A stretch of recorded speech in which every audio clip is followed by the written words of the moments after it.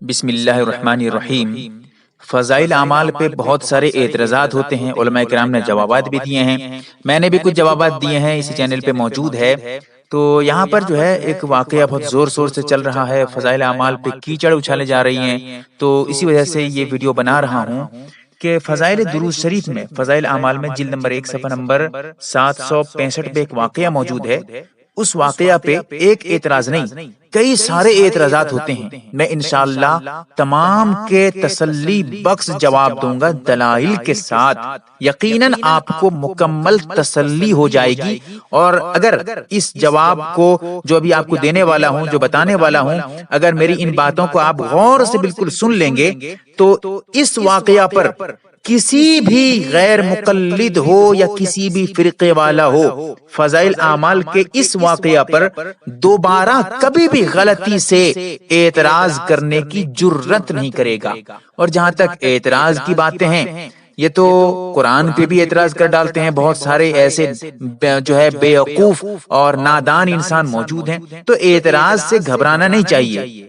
کسی کے اعتراض کر دینے سے اس کی حیثیت نہیں کم جاتی ہے۔ قرآن پہ بھی اعتراض ہو رہا ہے تو کیا قرآن کی حیثیت، قرآن کا مرتبہ گھٹ جاتا ہے؟ بھوکنے والے تو بھوکتے رہتے ہیں، بکواس کرنے والے، چلانے والے تو چلاتے رہتے ہیں۔ جو صحیح ہے وہ صحیح ہے۔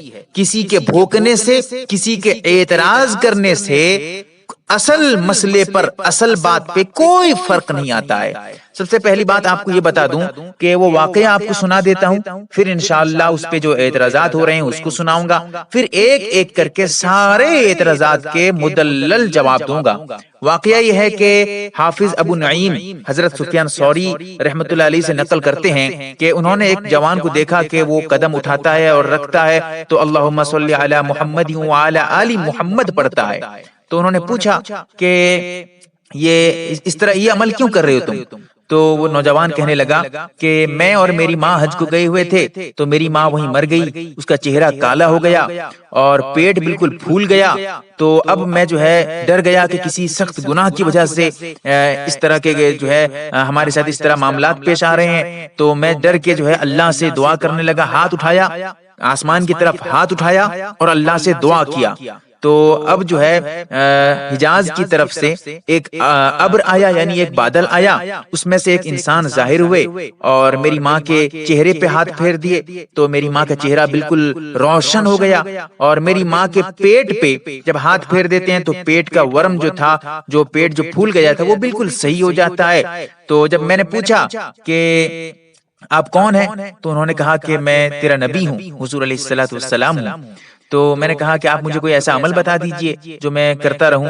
تو آپ علیہ الصلوۃ والسلام نے فرمایا کہ تم جو ہے اللہم صلی علی محمد وعلی آل محمد پڑھو۔ اسی لیے میں جب اٹھاتا ہوں، پیر رکھتا ہوں پیر، تو اس وقت یہ پڑھتا رہتا ہوں۔ یہ واقعہ فضائل اعمال میں موجود ہے۔ اس پہ اعتراضات کیا کرتے ہیں؟ اعتراض کرنے والے تو قرآن پہ بھی اعتراض کرتے ہیں، اسی لیے گھبرانے کی بالکل ضرورت نہیں ہے۔ نمبر 1، بہت سارے اعتراضات ہیں، آپ کو بتا دوں۔ نمبر 1 اعتراض یہ کرتے ہیں کہ حضور علیہ الصلوۃ والسلام نے غیر محرم کو کیسے دیکھا، چھوا کیسے؟ آپ علیہ الصلوۃ والسلام تو پوری زندگی کسی غیر محرم کو چھوتے نہیں تھے، تو اللہ کے رسول نے غیر محرم کو دیکھا کیسے، چھوا کیسے؟ یہ تو آپ علیہ الصلوۃ والسلام کی توہین ہے، سخت توہین ہے، اللہ کے رسول کی توہین ہے۔ نعرہ لگاتے ہیں کہ فضائل اعمال میں اللہ کے رسول کی توہین ہے کہ غیر محرم کو اللہ کے رسول دیکھ رہے ہیں، چھو رہے ہیں، یہ تو اللہ کے رسول کی توہین ہے۔ نمبر 1 اعتراض۔ نمبر 2 کیا ہے؟ نمبر 2 ہے آپ علیہ الصلوۃ والسلام جب وہاں سے یعنی بادل سے نکلتے ہیں، واقعہ پہ موجود ہے کہ جب بادل سے آتے ہیں تو اپنا ہاتھ جو ہے چہرے پہ پھیرتے ہیں تو وہ روشن ہو جاتا ہے، اور اس کے بعد اپنے ہاتھ کو پیٹ پہ پھیرتے ہیں تو وہ بالکل صحیح ہو جاتا ہے۔ تو غیر مقلد جو جاہل ہیں وہ یہ اعتراض کرتے ہیں، جو علم سے بالکل کورے ہیں، جن کو کچھ پتہ ہی نہیں ہے، وہ کہنے لگتے ہیں کہ یہاں پر تو اللہ کے رسول نے ٹھیک کر دیا، اللہ کے رسول نے ان کے چہرے کو ٹھیک کر دیا، پیٹ کو ٹھیک کر دیا، لہذا فضائل اعمال میں مشکل کشائی کی تعلیم دی جا رہی ہے کہ آپ علیہ الصلوۃ والسلام مشکل کشا تھے، آپ علیہ الصلوۃ والسلام مشکلوں کو دور کر دینے والے تھے۔ اس واقعے سے یہ تعلیم مل رہی ہے، اور مشکل کشائی کی تعلیم یہ شریعت کے خلاف ہے، شرک ہے، لہذا فضائل اعمال میں شرک ہوا۔ اعتراض کرتے ہیں، یہ دوسرا اعتراض تھا۔ تیسرا اعتراض کرتے ہیں اسی واقعہ پہ، کہتے ہیں کہ آپ علیہ الصلوۃ والسلام کی وفات ہو چکی ہے، اب وہ دنیا میں کیسے آ گئے؟ اب وہاں جو عورت کے پاس آئے تھے اور ہاتھ پھیرے تھے، دنیا میں کیسے آ گئے؟ وفات کے بعد دنیا میں پھر کیسے آ سکتے ہیں؟ یہ تو بہت غلط بات ہے، لہٰذا یہ بھی جو ہے غلط ہے فضائل اعمال پہ، لہٰذا یہ تیسرا اعتراض تھا۔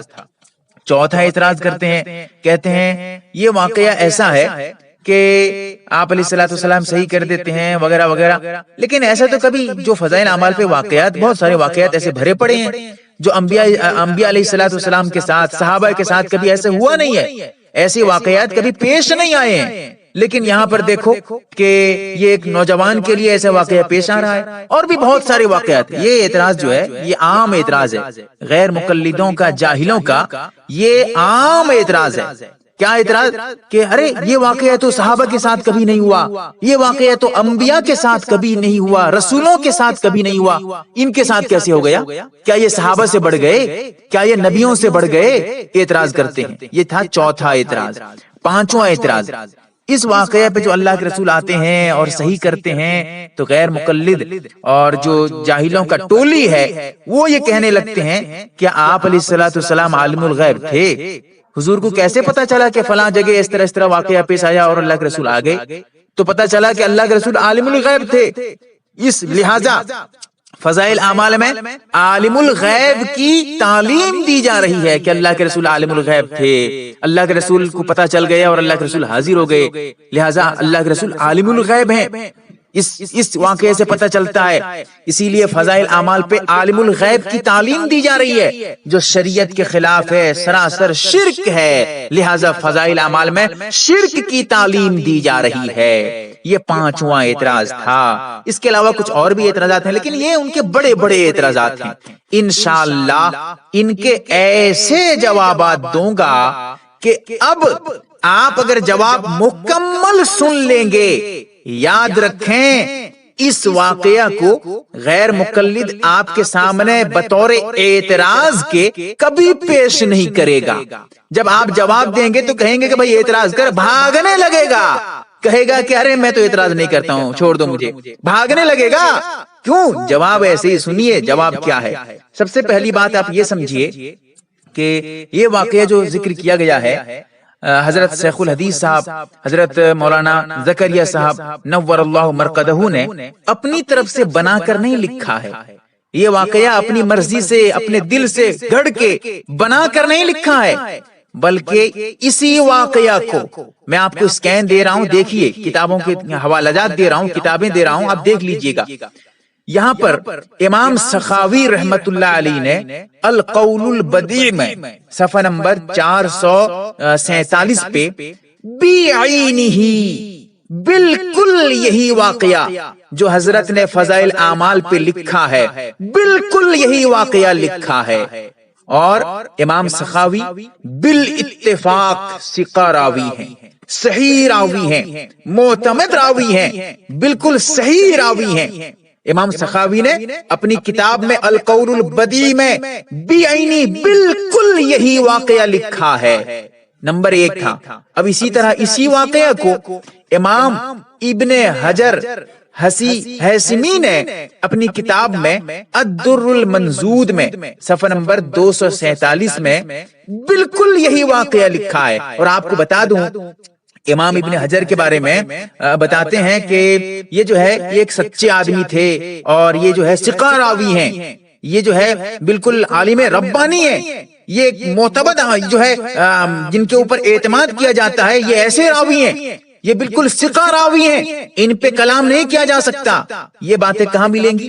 یہ ملیں گی آپ کو صدرات الذہب میں، جلد نمبر 10 صفحہ نمبر 542 کھولیے، دیوان الاسلام میں جلد نمبر 2 صفحہ نمبر 201 پہ، اور اسی طرح النور المسافر میں صفحہ نمبر 258 پہ، مرقات المفاتح میں جلد نمبر 1 صفحہ نمبر 30 پہ، اور اسی طرح علامہ شوکانی جو غیر مقلد کے عالم ہیں، وہ بھی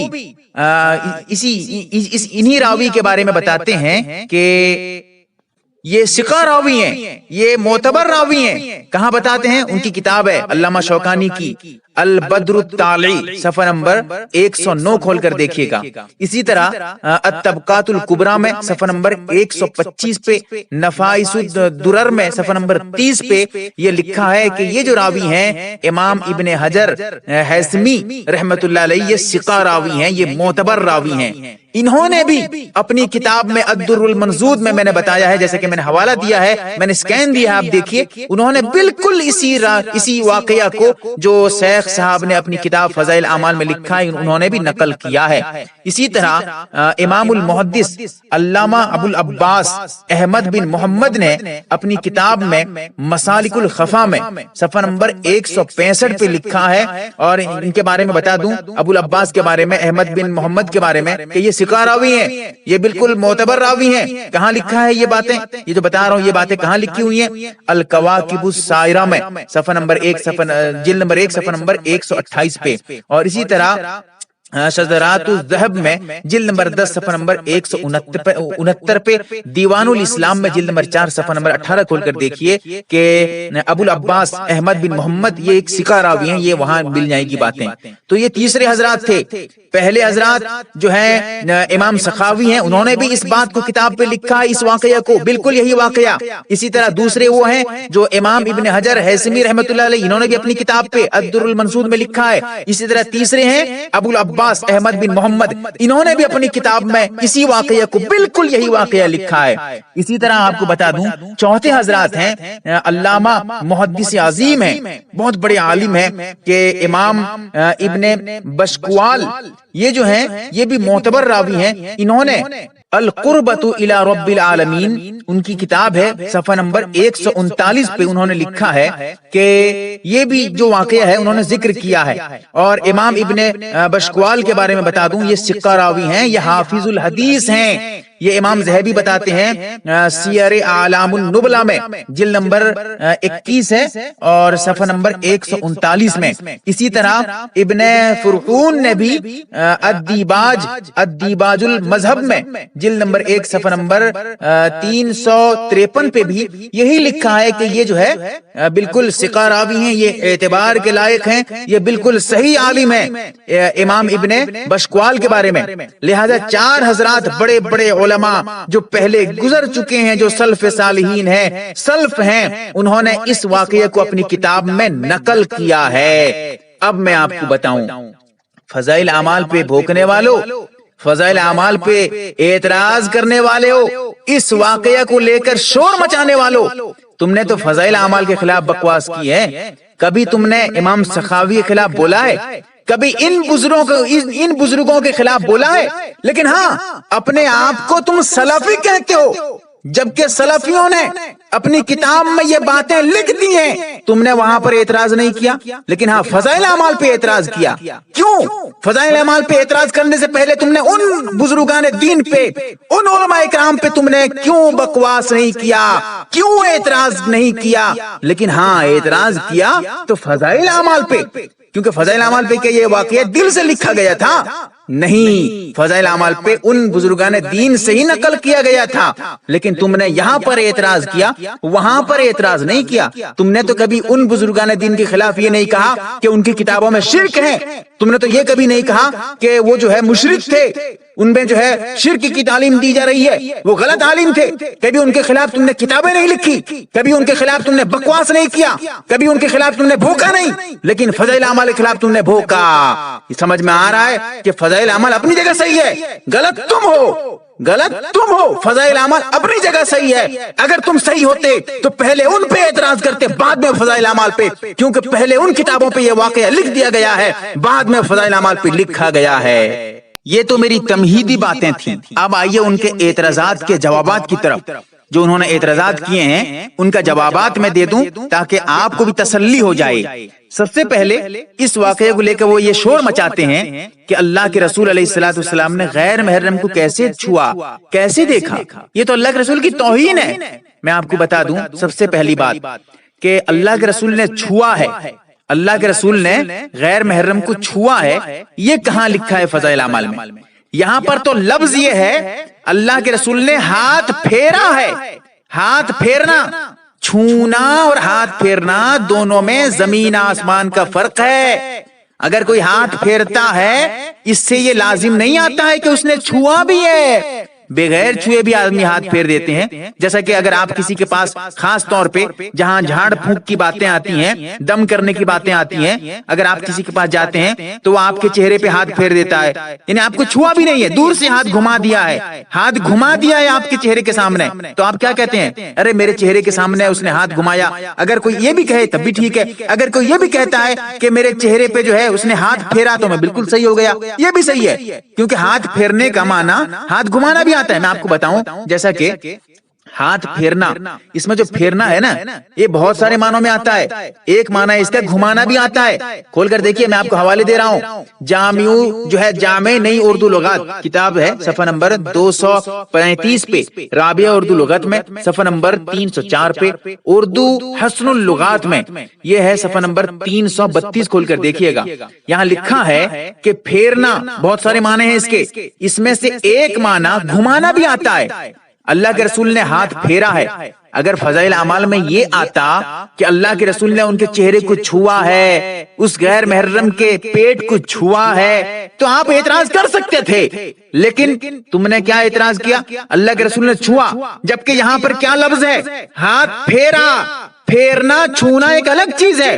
چھونا ابھی آپ کو بتاؤں, انشاءاللہ مکمل تفصیل سے بتاؤں گا, سنیے گے تو انشاءاللہ سارے اعتراضات دور ہو جائیں گے. ہاتھ پھیرنا اور گھمانا یہ چھونے کو لازم نہیں ہے کہ اگر کوئی ہاتھ پھیرتا ہے تو اس کا مطلب یہ ہے کہ وہ چھوا بھی ہے. یہ چھونے کو لازم نہیں ہوتا ہے. بغیر چھوئے بھی آدمی اس کا جو ہے اس کے سامنے ہاتھ گھما سکتا ہے, ہاتھ پھیر سکتا ہے. آپ کسی کے سامنے ہاتھ گھماتے ہیں, کسی کے سامنے ہاتھ پھیر دیتے ہیں چہرے کے سامنے, تو بغیر چھوئے بھی اگر آپ ہاتھ گھما دیتے ہیں, ہاتھ پھیر دیتے ہیں, تب بھی یہ کہا جائے گا کہ اس نے ہاتھ پھیر دیا میرے چہرے کے سامنے, اس نے میرے چہرے کے سامنے ہاتھ گھما دیا. تو اس سے یہ لازم نہیں ہے کہ چھوا بھی ہو. بغیر چھوئے بھی آدمی ہاتھ پھیر سکتا ہے, ہاتھ گھما سکتا ہے, تو یہ چھونے کو لازم نہیں ہے. آپ کو بتا دوں, لہذا یہ جو چھونے کا جو ترجمہ کرتے ہیں نا بقول غیر مقلد کے, کہ چھونے کا ترجمہ کر دیتے ہیں ہاتھ پھیرنے کو, جبکہ یہاں ہے کہ ہاتھ پھیرا ہے اللہ کے رسول نے. جبکہ یہاں غیر مقلد لوگوں کو بتانے کے لیے, دھوکہ دینے کے لیے کیا کہتے ہیں؟ اللہ کے رسول نے چھوا ہے. جبکہ یہاں پر معنی گھمانا بھی لیا جا سکتا ہے, بغیر چھوئے بھی ہاتھ پھیرا جا سکتا ہے, پھر بھی چھونے کا معنی وہ بیان کرتے ہیں. لہذا گستاخی کون کر رہے ہیں؟ کون گستاخ کر رہے ہیں؟ گستاخی کس کی ہے؟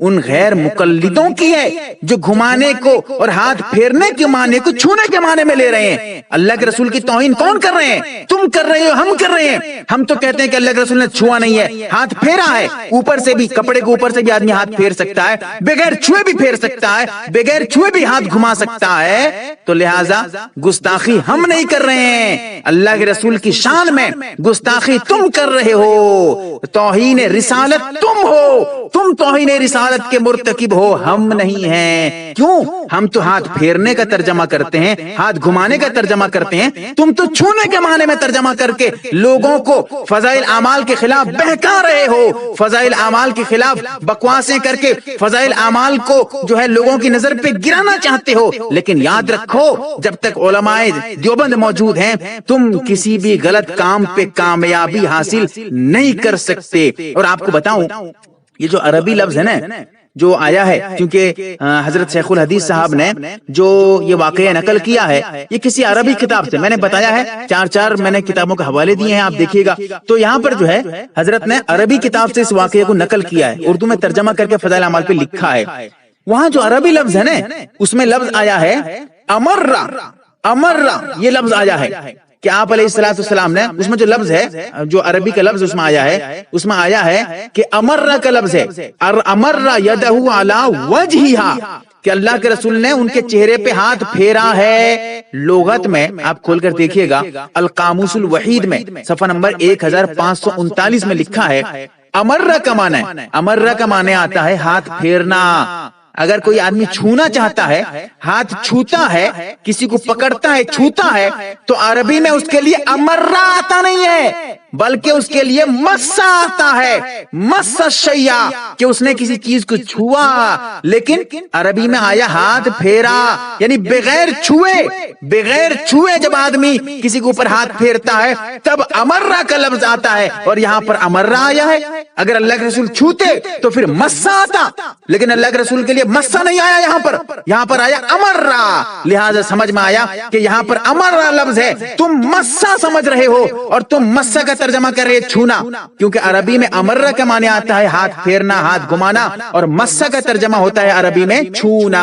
یہاں پر جو عربی میں لفظ آیا ہے امرہ آیا ہے، لہذا یہاں پر اگر تم مسا سمجھ کر مسا ترجمہ کرو گے تو یہ غلط کرو گے، یہ تمہاری جہالت ہے، تم علم سے دور ہو، اسی لیے امرہ کا ترجمہ مسا سے کر کے فضائل اعمال کے نام پہ لوگوں کو دھوکہ دے رہے ہو۔ لہٰذا یہ بات بالکل کھل کر سامنے آ گئی کہ یہاں پر امرہ کا لفظ آیا ہے جس کا ترجمہ ہوتا ہے ہاتھ پھیرنا، چھونا نہیں ہے۔ اگر کوئی غیر مقلد کہتا ہے اللہ کے رسول نے اس عورت کے چہرے کو چھوا ہے، پیٹ کو چھوا ہے، تو یہ دھوکہ ہے، دھوکہ۔ کیوں؟ جاہل ہے، علم نہیں ہے، تبھی تو یہاں کہہ رہا ہے چھوا ہے، جبکہ چھوا نہیں ہے بلکہ ہاتھ پھیرا ہے، اور ہاتھ پھیرنے کے لیے چھونا ضروری نہیں ہے، اوپر سے بھی بغیر چھوئے بھی آدمی ہاتھ پھیر سکتا ہے۔ اب بتاؤ اعتراض کرنے والوں کہ اللہ کے رسول نے غیر مقلد اعتراض کر رہے تھے ابھی کہ کہہ رہے تھے کہ اللہ کے رسول نے غیر محرم کو چھوا، جبکہ یہ چھوا کہاں ہے بھائی، ہاتھ تو پھیرا ہے۔ اچھا آپ کو بتا دوں نبی کا چھونا یہ توہین ہے، یہ کہہ رہے ہو نا تم۔ اچھا ایک بات بتاؤ، جس طرح کسی غیر محرم کو چھونا یہ جو ہے ناجائز ہے، اسی طرح کسی غیر محرم سے بات کرنا، کسی غیر محرم کو دیکھنا یہ بھی تو ناجائز ہے نا، اس کی بھی اجازت نہیں ہے شریعت میں۔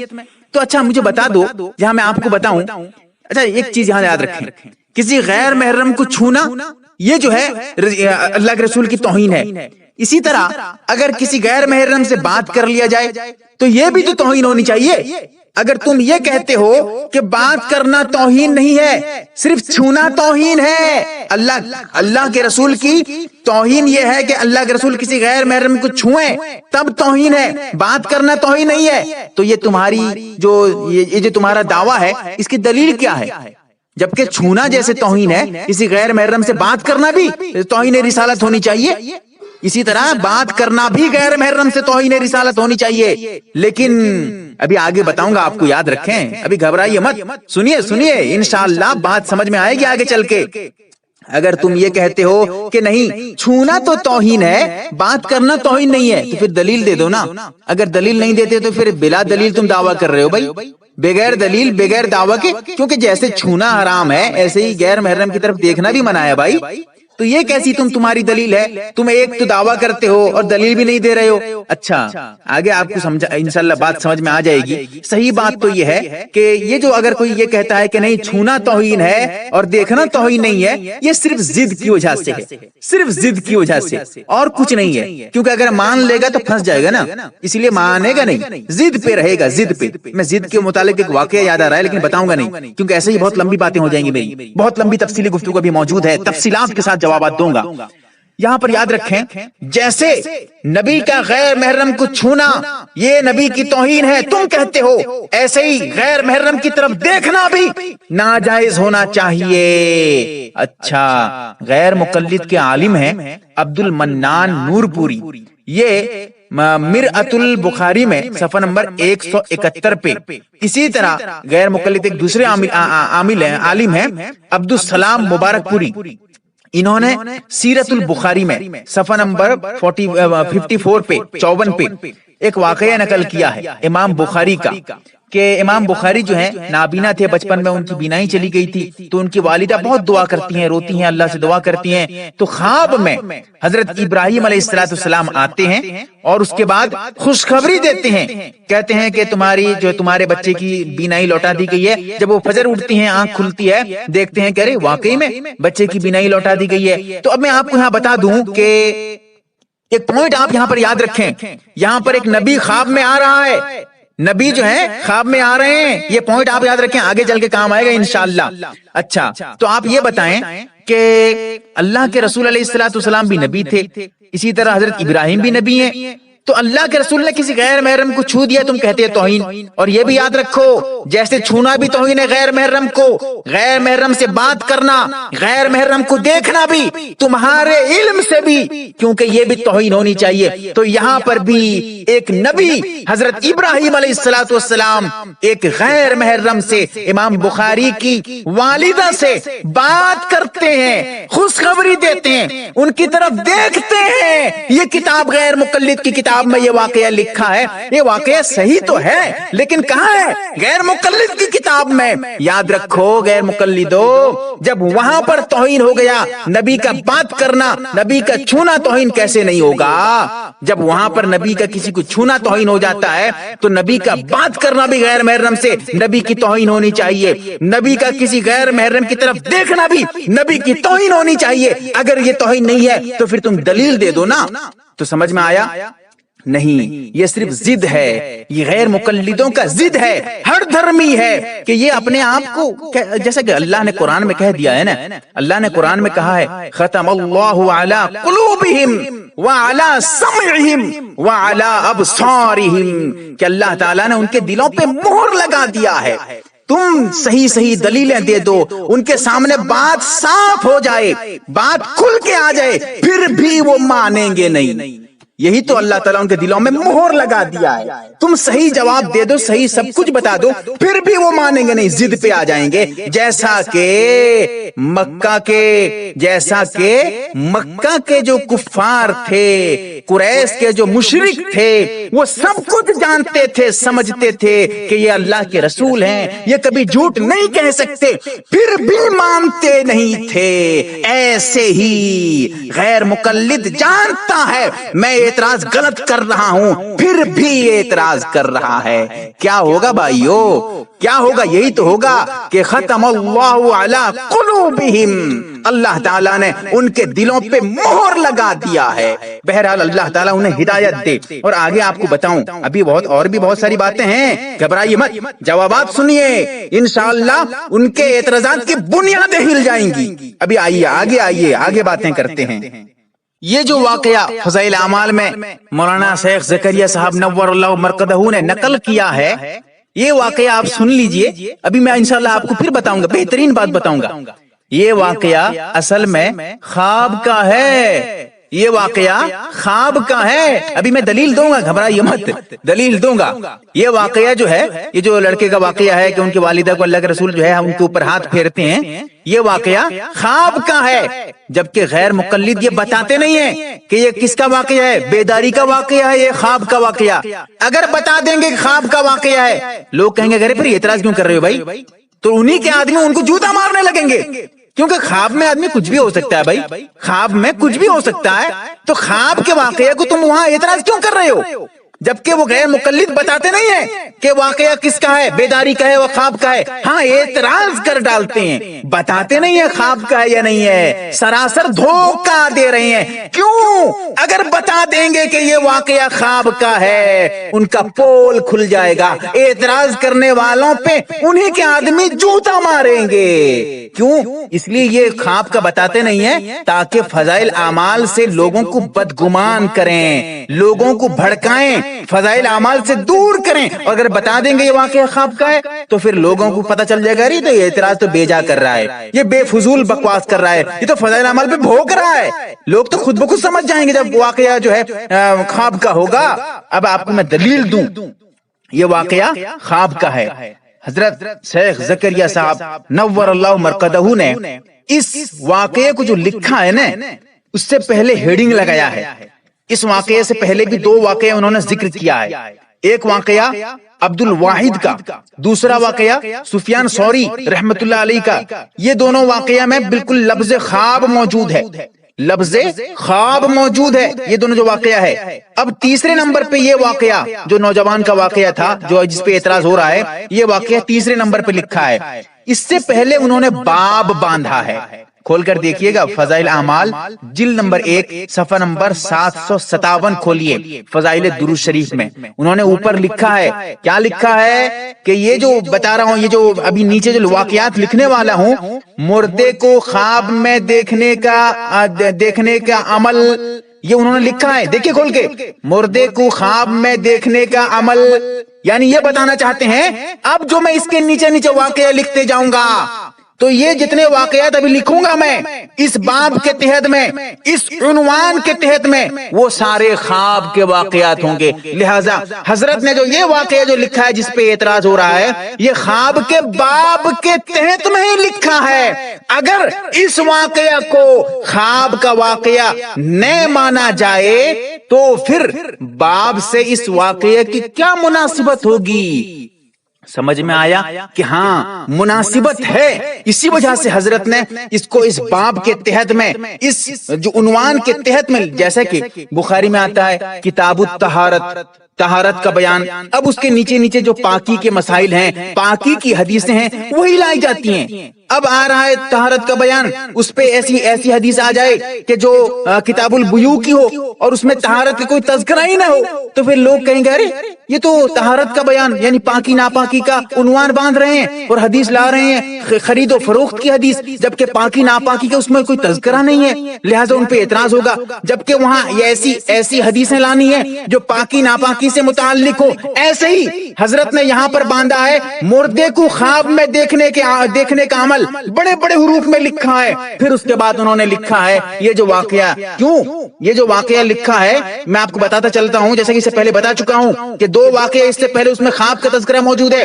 تیسرے نمبر پہ جو آ رہا ہے یہ بھی خواب سے متعلق, کیونکہ حضرت کے جو طرز عمل ہے, جس انداز سے وہ لکھتے آ رہے ہیں, اس سے پتہ چل رہا ہے کہ وہ خواب کا ہی ہو سکتا ہے. نمبر 1, پہلے جو 2 واقعہ ہیں وہ بھی خواب کا لفظ اس میں موجود ہے, اسی لیے اس کو بھی خواب کا واقعہ ہی مانا جائے گا. اور دوسری بات یہ ہے کہ یہ جو باب باندھا گیا ہے, جو عنوان ڈالا گیا ہے, یہ اس میں لکھ دیا گیا ہے مردے کو خواب میں دیکھنے کا عمل. لہذا یہ بات صاف ہو گئی, یہ بات واضح ہو گئی, یہ واقعہ جو ہے یہ خواب کا واقعہ ہے, حقیقت کا واقعہ نہیں ہے, یہ خواب کا واقعہ ہے. لہذا اگر اب بھی کوئی نہ مانے تو کیا کیا جا سکتا ہے؟ نہ ماننے والے کے لیے کوئی علاج نہیں ہے بھائی.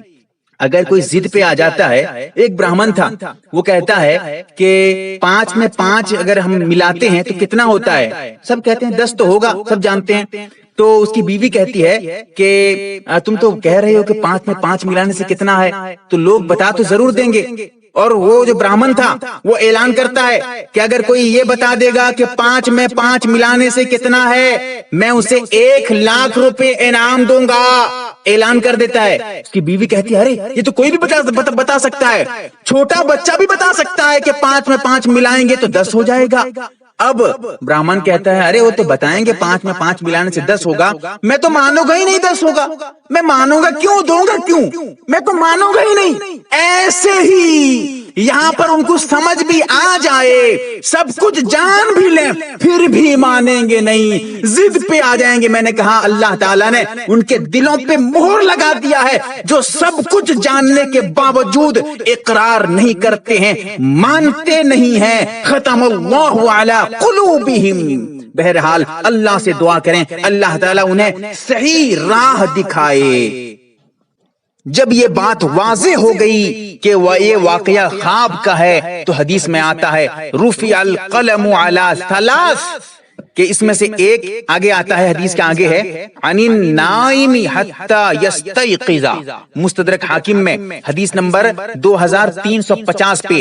یہ بالکل صحیح روایت ہے, بالکل صحیح حدیث موجود ہے کہ قلم کو جو ہے اٹھا لیا گیا ہے 3 چیزوں سے. اس میں سے ایک یہ بھی ہے کہ جب آدمی سوتا ہے یہاں تک کہ وہ جاگ جائے, اٹھ جائے, جب تک آدمی نیند پہ رہتا ہے تو اس کے اوپر کوئی شریعت کا حکم لاگو نہیں ہوگا. اس لیے اگر کوئی نیند پہ طلاق دیتا ہے تو طلاق کا کوئی اعتبار نہیں ہوگا, کیونکہ وہ نیند میں ہے. اسی لیے یہاں پر اگر نیند جو ہے, نیند کی وجہ سے اس پہ کوئی شریعت کا حکم, شریعت کا جو ہے کوئی حکم نہیں چلے گا اس کے اوپر, جب نیند کی حالت میں انسان ہوتا ہے. حدیث موجود ہے. آپ کو بتا دوں, جہاں تک یہ بات اگر واضح ہو گئی کہ یہ خواب کا واقعہ ہے جو حضرت نے ذکر کیا ہے, تو خواب میں اصل وہ منظر کو نہیں دیکھا جاتا ہے, خواب کی تعبیر دیکھی جاتی ہے. کہ اس خواب میں کیا بتانا چاہتے ہیں، اس کی تعبیر کیا ہے۔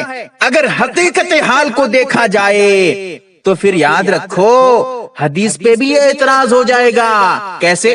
مشکات شریف میں حدیث نمبر 6171 پہ، مسند احمد میں جلد نمبر 44 صفحہ نمبر 449 پہ، حدیث نمبر 26,878 کھول کر دیکھیے، بالکل صحیح روایت موجود ہے کہ حضرت ام فضل رضی اللہ تعالی عنہا کا خواب ہے۔ وہ خواب میں دیکھتی ہیں، اللہ کے رسول کے پاس آتی ہیں، گھبرائی رہتی ہیں۔ اللہ کے رسول نے کہا کہ کیا دیکھا ہے خواب میں؟ کہتی ہیں کہ بہت برا خواب ہے۔ اللہ کے رسول جب بار بار پوچھتے ہیں تو پھر وہ بتاتی ہیں کہ میں نے خواب میں دیکھا ہے کہ آپ کے جسم کا ایک ٹکڑا، آپ کے جسم سے ایک گوشت کٹ کر گر گیا اور میرے گھر پہ آ گیا ایک ٹکڑا۔ تو اللہ کے رسول پھر تعبیر بتاتے ہیں، کہتے ہیں کہ ارے مبارک ہو، یہ تو بہت اچھا خواب ہے، تمہارے گھر میں جو ہے میری بیٹی حضرت جو ہے فاطمہ رضی اللہ تعالی عنہا جو ہیں، ان کے گود میں ایک بچہ پیدا ہوگا، ان کے پیٹ سے ایک بچہ پیدا ہوگا، لہٰذا حضرت حسین رضی اللہ تعالی عنہ پیدا ہوتے ہیں۔ لیکن دیکھیے خواب میں دیکھنے میں کتنا خطرناک خواب تھا، کتنا جو ہے غلط قسم کا خواب تھا، دیکھنے میں بظاہر لگ رہا تھا اللہ کے رسول کے جسم سے گوشت کا ٹکڑا کٹ کے گر گیا، یہ کتنے جو ہے خطرناک خواب ہے۔ لیکن تعبیر دیکھیے کتنا عمدہ تعبیر ہے، اس کی تعبیر کتنی بہترین تعبیر ہے۔ لہذا خواب میں حقیقت کو نہیں دیکھا جاتا ہے، جو بظاہر نظر آ رہا ہے اس کا اعتبار نہیں کیا جاتا ہے، خواب میں دیکھا جاتا ہے، اعتبار کیا جاتا ہے تو تعبیر کا۔ لہذا یہ واقعہ جو حضرت نے ذکر کیا ہے شیخ الحدیث صاحب نے، یہ خواب کا واقعہ ہے، تم اس کو حقیقت میں محمول کر رہے ہو، یہ تمہاری جہالت ہے، علم سے دوری، علم سے دور ہونے کی وجہ سے، علم سے دور اور جو ہے علماء دیوبند سے بغض اور عداوت کی وجہ سے تم ایسا کر رہے ہو۔ اللہ تعالیٰ تمہیں صحیح سمجھ عطا فرمائے۔ پھر آگے آئیں، میں انشاءاللہ اور ان کے اعتراضات کے جوابات دیتا جاؤں۔ یہ تو پہلا اعتراض تھا جس کا جواب میں نے دیا ہے، اور جو اعتراضات ان کے 4 اور اعتراضات ہیں وہ اتنے عمدہ نہیں ہیں، اتنے بڑے اعتراضات نہیں ہیں، لیکن ہاں جواب ایسے دوں گا نا کہ ان کی بولتی بند ہو جائیں گی، ان کی زبانیں بند ہو جائیں گی، دوبارہ اس واقعے پہ اعتراض کرنے کی جرت نہیں ہوگی۔ ایک اعتراض اس میں سے یہ کر رہے تھے، وہ کہتے تھے کہ حضور علیہ السلام نے ہاتھ پھیرا تو چہرہ روشن ہو گیا، پیٹ پہ ہاتھ پھیرا تو وہ بالکل صحیح ہو گیا۔ تو یہ ایسا ہے کہ مشکل کشا کی دعوت دی جا رہی ہے کہ اللہ کے رسول کو مشکل کشا سمجھا جا رہا ہے کہ مشکل کو دور کر دینے والے، یہ مشکل کشا کی دعوت ہے فضائل اعمال میں، لہٰذا یہ شرک کی تعلیم ہے۔ مشکل کشا اللہ کے رسول کو سمجھنا یہ شرک ہے۔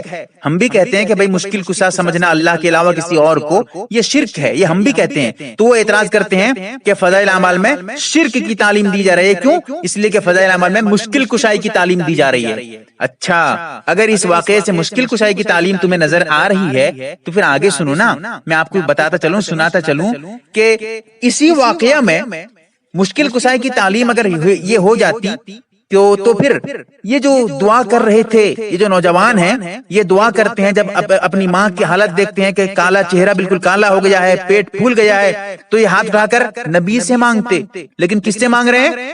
یہ اللہ سے مانگ رہے ہیں، ہاتھ اٹھا کر اللہ سے۔ فضائل اعمال کھول کر دیکھیے، یہ ہاتھ اٹھا کر اللہ سے دعا کرتے ہیں، اللہ سے مانگتے ہیں۔ یہاں اس واقعہ پہ تو اللہ سے مانگنے کی تعلیم دی جا رہی ہے، تم کہہ رہے ہو کہ نبی سے جو مانگنے کی تعلیم دی جا رہی ہے۔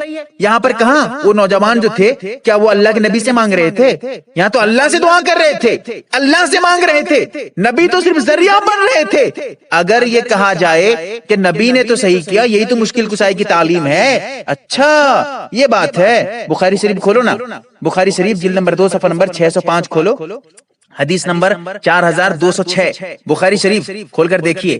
حضرت سلمہ رضی اللہ تعالی عنہ غزوہ خیبر کے موقع پہ، جنگ خیبر کے موقع پہ ان کی پنڈلی پہ، ان کے پیر پہ چوٹ آ جاتی ہے، درد ہونے لگتا ہے، تو اللہ کے رسول علیہ السلام 3 مرتبہ دم کرتے ہیں تو وہ چوٹ ہمیشہ کے لیے دور ہو جاتی ہے، وہ جو درد تھی وہ ہمیشہ کے لیے غائب ہو جاتی ہے۔ اسی طرح جنگ خیبر کے موقع پہ حضرت علی رضی اللہ تعالی عنہ کی آنکھوں میں کچھ درد ہوتی ہے، تو حضور علیہ السلام نے اپنا لعاب مبارک، اپنا لعاب مبارک جو تھوک ہے، تھوک کو اللہ کے رسول علیہ السلام حضرت علی کی آنکھوں پہ لگاتے ہیں، تو وہ بیماری جو حضرت علی کی آنکھوں میں درد ہو رہی تھی وہ ہمیشہ کے لیے دور ہو جاتی ہے۔ یہ بھی کہاں پر ہے؟ یہ بھی بخاری شریف میں جلد نمبر 2 صفحہ نمبر 605 پہ حدیث نمبر 4610 کھول کر دیکھیے.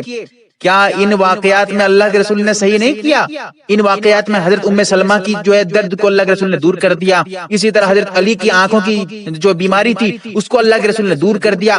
کیا ان واقعات پہ بھی مشکل کشائی کی تعلیم تمہیں نظر نہیں آ رہی ہے؟ بتاؤ نا غیر مقلدو. ابھی اعتراض کر رہے تھے, کہہ رہے تھے کہ وہاں پر جب اللہ کے رسول نے صحیح کر دیا تو تم کہنے لگے کہ اللہ کے رسول نے صحیح کر دیا لہذا مشکل کشائی کی تعلیم یہاں پر بھی اللہ کے رسول علیہ الصلوۃ والسلام نے صحیح کر دیا, تو یہاں پر تمہیں مشکل کشائی کی تعلیم نظر نہیں آئی؟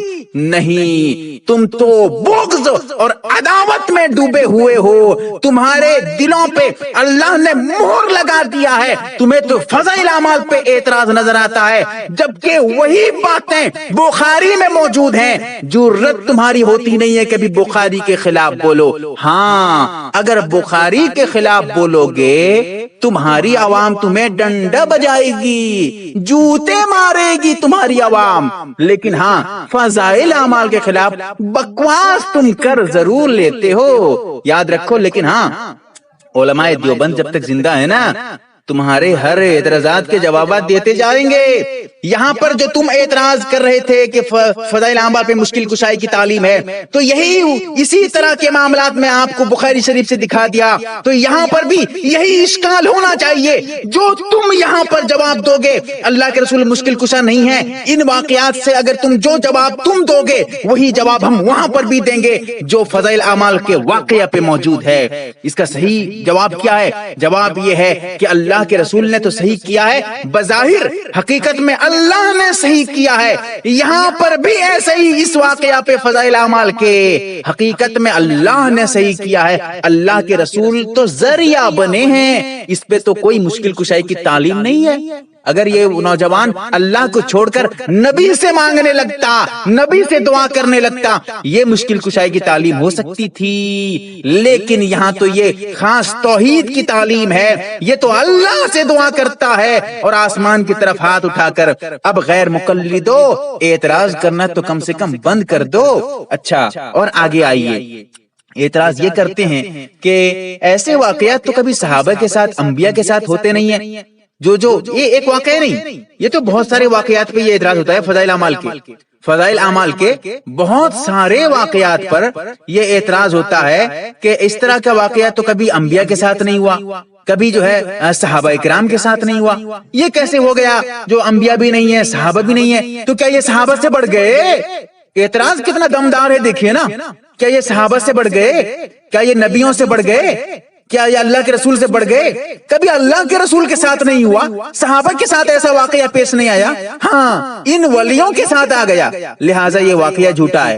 کیوں؟ اس لیے کہ ان کے ساتھ نہیں ہوا. کیا یہ ان سے بڑھ گئے؟ اچھا, یہی اعتراض کر رہے ہو نا, تو سنو نا, بھاگنا مت بھائی, سننا.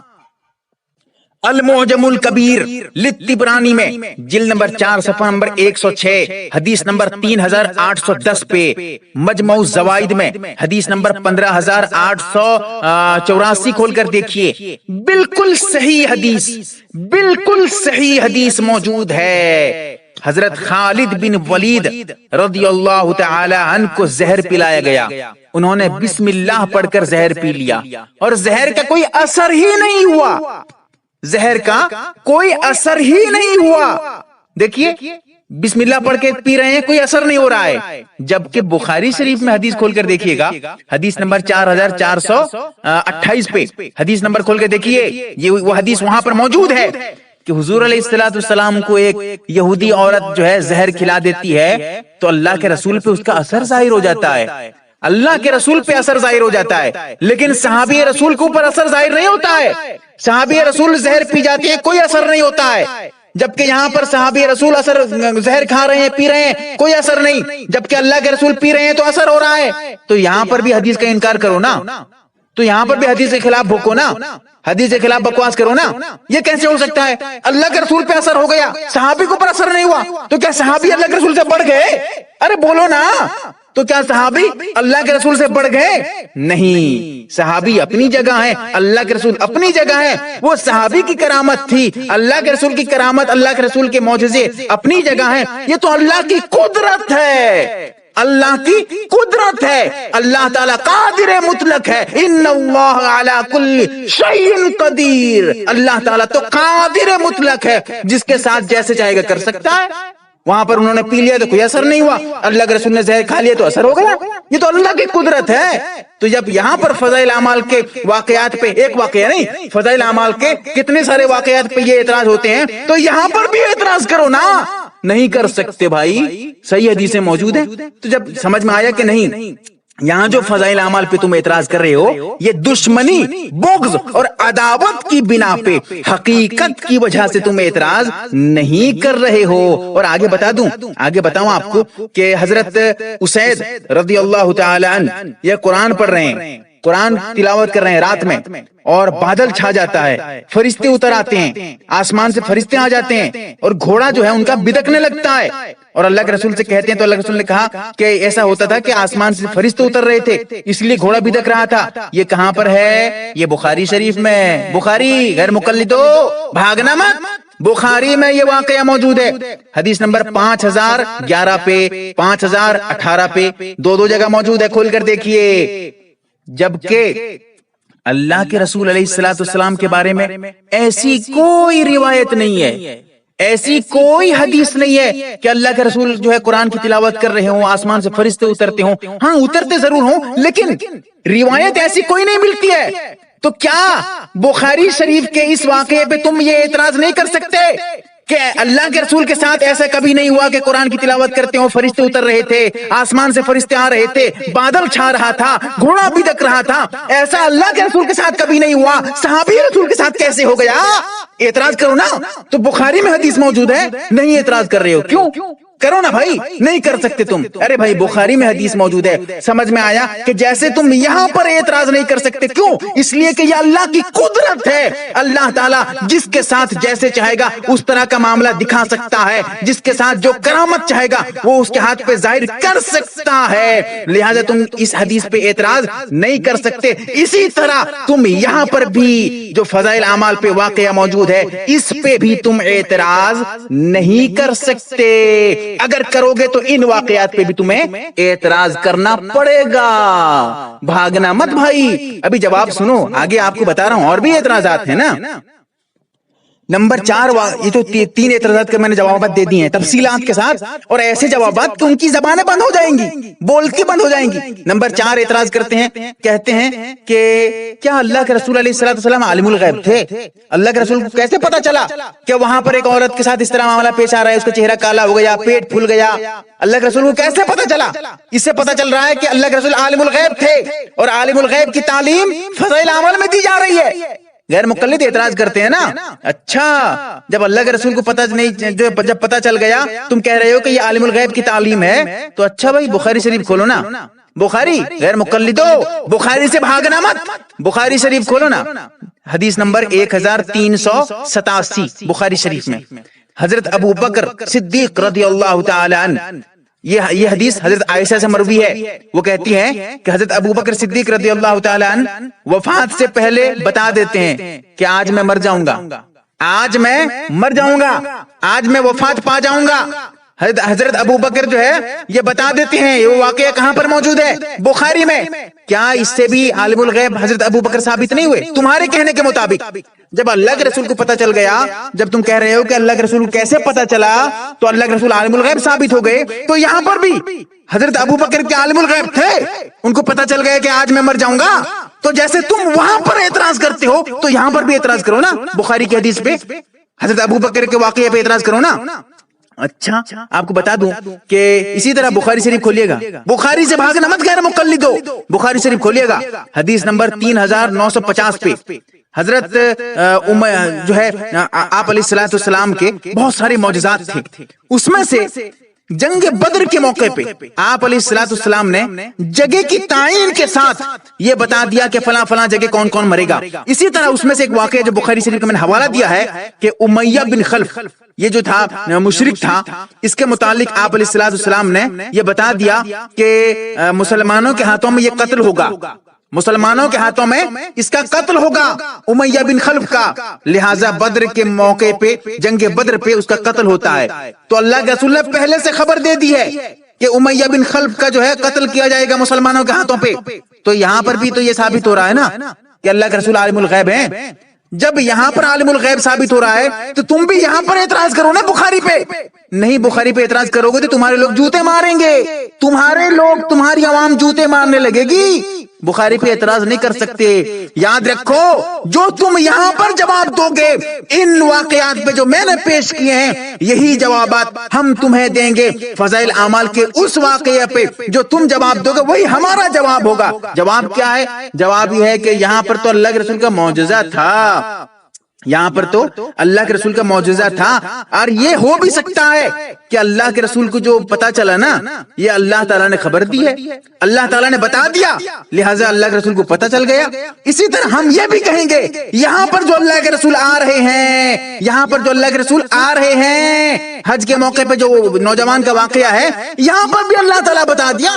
तो क्या फर्क पड़ता है? इससे आलिमुल गैब की तालीम कैसे हो सकती है? जब फजाइल आमाल के इस वाक़े से आलिमुल गैब की तालीम हो रही है, तो बुखारी शरीफ के इन वाक़यात से भी आलिमुल गैब की तालीम तुम्हारे कहने के मुताबिक हो रही है। लिहाजा बुखारी के खिलाफ भी किताबें लिख डालो ना। नहीं लिख रहे हो भाई, जब लिखोगे तो जूते खा जाओगे तुम्हारी आवाम के पास से। लिहाजा ये एतराज भी तुम्हारा बेजा है, हट धर्मी जिहालत है, इल्म से दूरी की वजह से है और कुछ नहीं है भाई।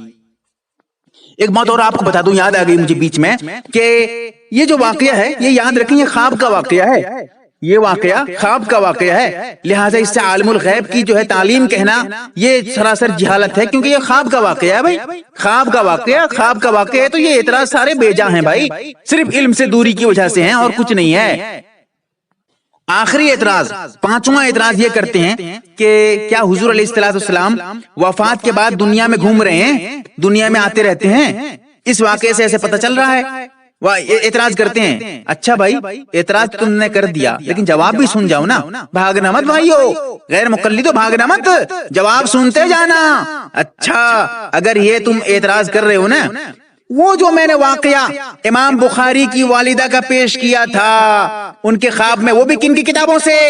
मिरअतुल बुखारी में सफ़ा नंबर 181 पे, सीरतुल बुखारी में सफ़ा नंबर 54 पे। ये किन की किताबें हैं? गैर मुकल्लिदीन की, अब्दुल सलाम मुबारकपुरी की। इसी तरह उनका जो दूसरा आलिम था अब्दुल मन्नान नूरपुरी, इनकी किताबें, ये भी गैर मुकल्लिद की किताबें हैं। दो किताबों को जो मैंने हवाले दिए हैं, इनमें जो इमाम बुखारी के मुतालिक लिखा है, तो यहाँ पर जो है ख्वाब में हजरत इब्राहिम अलैहिस्सलाम आते हैं। तो मैं आपको बता दूं कि ये वाकया तो ख्वाब का है, जैसे कि मैंने बता दिया कि जो जिस वाकये पे एतराज हो रहा है फजाइल आमाल के, ये वाकया ख्वाब का है। जब ख्वाब का वाकया है तो ये एतराज करना तुम्हारा बेजा था, लेकिन अगर फिर भी एतराज कर रहे हो ख्वाब का वाकया होने के बावजूद, तो फिर यहाँ पर भी जो गैर मुकल्लिद की किताबें हैं उस पे जो ये वाकया लिखा है हजरत इमाम बुखारी की वालिदा का, कि हजरत इब्राहिम आते हैं, ये भी तो नबी थे ना। तो क्या इब्राहिम अलैहिस्सलाम दुनिया में घूमते रहते हैं? वफात के बाद दुनिया में आते हैं? अरे बताओ ना, यहाँ पर भी एतराज करो ना।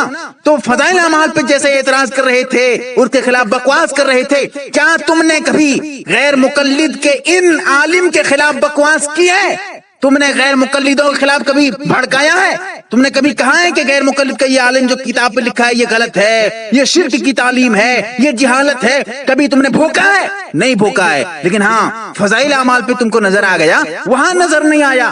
कहाँ भागोगे भाई? नहीं भाग सकते। अच्छा भाई, ये बातें हैं ना, आगे और भी जवाब सुनो भाई। ये तो जवाब मेरा मुख्तसर था। हजरत इब्ने जौजी ने तफसीली वाकया एक लिखा है, उसमें एक वाकया लिखा है कि हजरत खजिर अलैहिस्सलाम से मुलाकात के बारे में एक साहब जो है उनसे मुलाकात करते हैं। ये कहाँ लिखा है? सिफातुस सफा صفات الصفوہ میں امام ابن جوزی کی کتاب ہے، جلد نمبر 2 صفحہ نمبر 157 پہ حضرت خضر علیہ السلام یہ نبی ہیں، ان سے ایک صاحب ملاقات بھی کر رہے ہیں۔ اسی طرح امام ذہبی نے سیر اعلام النبلہ میں جلد نمبر 5 صفحہ نمبر 122 میں لکھا ہے کہ حضرت عمر بن عبد العزیز رحمت اللہ علیہ نے حضرت خضر علیہ السلام سے ملاقات کی ہے۔ اچھا بھائی، یہ بھی تو نبی تھے نا، تو یہ بھی تو دنیا میں گھوم رہے ہیں نا۔ اچھا بھائی، تم تو کہہ رہے تھے کہ اللہ کے رسول کیسے دنیا میں آ سکتے ہیں، کیا وفات کے بعد بھی کوئی دنیا میں آ سکتا ہے؟ تو یہاں پر بھی تو خواب میں حضرت ابراہیم آ رہے ہیں، جیسے یہاں پر خواب میں اللہ کے رسول آ رہے ہیں، تو یہاں پر تمہیں اعتراض نہیں کر سکتے، تو وہاں پر کیوں اعتراض کر رہے ہو؟ ایسے ہی یہاں پر بھی حضرت خضر علیہ السلام سے ملاقات ہو رہی ہے، یہاں پر تم اعتراض نہیں کر رہے ہو؟ کیوں نہیں اعتراض کر رہے ہو بھائی؟ کبھی ان کے خلاف تم نے بھڑکایا ہے؟ کبھی ابن جوزی کے خلاف تم نے کتابیں لکھی ہیں؟ کبھی صفات الصفا جو میں نے کتاب کا حوالہ دیا ہے اس کے خلاف، اسی طرح سیر اعلام النبلہ جو امام ذہبی کی کتاب ہے، ان کے خلاف کبھی تم نے بھڑکایا ہے؟